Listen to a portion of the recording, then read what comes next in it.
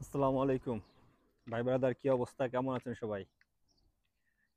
আমাদের জীবনে অভিযোগের কোনো শেষ নেই, শুধু অভিযোগ আর অভিযোগ। হয়তোবা আমার হাতে একটা মোবাইল ফোন আছে, এটার দাম 20,000 টাকা। কিন্তু আমার এক ফ্রেন্ড একটা মোবাইল ফোন ব্যবহার করতেছে, ওইটার দাম হয়তোবা 40,000 টাকা। তো আমি চিন্তা করতেছি, আরে আল্লাহ কেন আমার একটু বেশি টাকা পয়সা দেয় নাই, বা আমার বাপের একটু বেশি টাকা পয়সা আল্লাহ তাআলা কেন দেয় নাই। আমি এটা চিন্তা করতেছি। আবার আমার যে ফ্রেন্ড আছে, যে 40,000 টাকা দামের মোবাইল চালাইতেছে, সে চিন্তা করতেছে আমি কেন 40,000 টাকা দামের মোবাইল চালাই।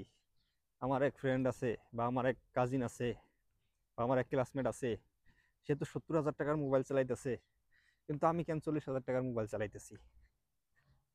কেন আমারে আল্লাহ তালা টাকা পয়সা দেয় নাই? তো ভাই, এই অভিযোগের যে একটা জায়গা, এইটা আসলে কখনো শেষ হবে না। ঠিক আছে, এটা কখনো শেষ হবে না। এটা শেষ করতে হবে। শেষ করবেন কিভাবে? আপনি একটা জিনিস চিন্তা করেন যে আল্লাহ তালা আমাদেরকে কত ভালো রাখছে, আপনারা আমারে কত ভালো রাখছে। আমাদের শারীরিক সুস্থতা আল্লাহ তালা দান করছে, হাত পা চোখ সবকিছু ঠিকঠাক আছে। আপনি একটা জিনিস কল্পনা করেন যে যার দুইটা চোখ নাই, যে দুনিয়ার আলো দেখতে পারে না, অন্যের সাহায্য ছাড়া চলতে পারে না, আসলে সে কি অভিযোগটা করবে? আপনি আমি না অভিযোগ করতেছি যে আমার কাছে এত কম দামি ফোন, আমার বন্ধুর কাছে অনেক দামি ফোন, আমার একটা বাইক নাই, আমার বন্ধুর বা আমার একটা অন্য একটা কাজিনের ভালো বাইক আছে।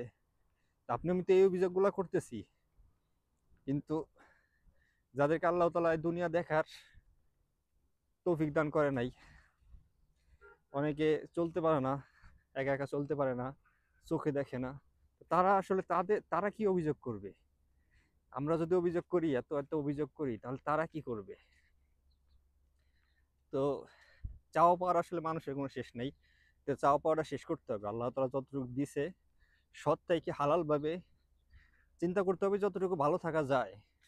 আর তারপরেও সবাই যে দুনিয়াতে সবকিছু পাবে, সবকিছু করতে পারবে, এইটা আসলে ঠিক না। এটা কখনোই চিন্তা করা ঠিক না, এটা একটা পাগলামি। হয়তো আল্লাহ তালা আপনারে একদিকে কম দিছে, অন্যদিকে আর একটু বেশি দিয়ে রাখছে। হয়তোবা আপনি আশেপাশে দেখতেছেন, হয়তো 5 জনের থেকে আপনি খারাপ আছেন। আবার যদি একটু ভালোভাবে দেখেন, দেখবেন 10 জনের থেকে আপনি ভালো আছেন। তো নিজের চাওয়া পাওয়াটা আসলে সীমিত করতে হবে। আপনি যদি সীমাহীন চাওয়া পাওয়া থাকে, তাহলে জীবনে শুধু আফসোস করবেন, আফসোস করবেন, অভিযোগ করবেন, কখনো সুখ পাইবেন না। আর সুখী হতেও পারবেন না। সবকিছু থাকা সত্ত্বেও আপনি সুখী হইতে পারবেন না। এই জন্য চাওয়া পাওয়াটা সীমিত করতে হবে। আর যতটুকু দিয়েছে আপনার সৃষ্টিকর্তা, আপনাকে যতটুকু দিয়েছে ততটুকু শুকরিয়া আদায় করতে হবে।